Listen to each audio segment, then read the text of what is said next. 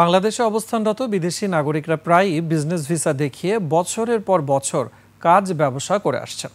এতে যেমন দেশের অনেক পেশাজীবী সুযোগ হারাচ্ছেন, তেমনি বাড়ছে বিভিন্ন প্রকল্পের ব্যয়।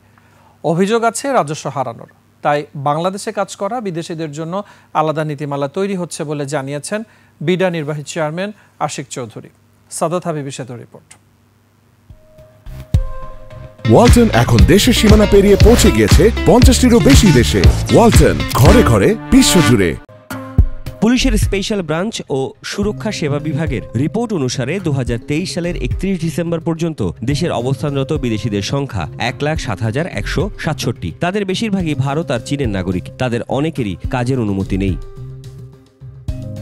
বাংলাদেশে বিপুল সংখ্যক এসব বিদেশি নাগরিক মূলত ব্যবসার পাশাপাশি সরকারি বেসরকারি নানা প্রকল্পের পরামর্শক থেকে শুরু করে কারিগরি নানা খাতে কাজ করছেন। এই বিদেশিদের হাত ধরে বিপুল পরিমাণ অর্থ দেশের বাইরে চলে যাচ্ছে, আবার কর ফাঁকির কারণে রাজস্ব থেকেও বঞ্চিত হচ্ছে সরকার। পাশাপাশি সংকুচিত হচ্ছে স্থানীয়দের কাজের সুযোগ। ভিসার যে নীতিমালা সেটা নিয়ে তো একটা বড় কাজ হচ্ছে, এবং সেটা হয়ে গেলে আমি আশা করছি যে এই যে সমস্যাগুলো তৈরি হয় আসলে, যে একজন বিজনেস ভিসা এসে তারপরে কাজ করা শুরু করে দিলেন। বুধবার দেশে বিদেশিদের কাজ করার অনুমোদন ও ছাড়পত্র নিয়ে উদ্যোক্তাদের জন্য এই কর্মশালার আয়োজন করেছে বাংলাদেশ বিনিয়োগ উন্নয়ন কর্তৃপক্ষ। বিডা চেয়ারম্যান অনুষ্ঠানে জানান, জাতীয় নিরাপত্তা ইস্যুকে সর্বোচ্চ গুরুত্ব দিচ্ছে অন্তর্বর্তী সরকার। জাতীয় নিরাপত্তার ব্যাপারে কিন্তু কোনো আপোষ নাই। আমরা এমন কিছু করতে চাই না যেটা জাতীয় নিরাপত্তার জন্য প্রশ্নবিদ্ধ হয় বা জাতীয় নিরাপত্তাকে প্রশ্নবিদ্ধ করে।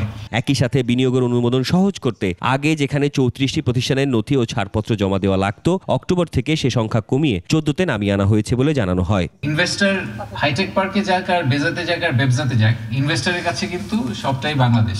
সাদাত হাবিবি সেতু, 21 টেলিভিশন, ঢাকা।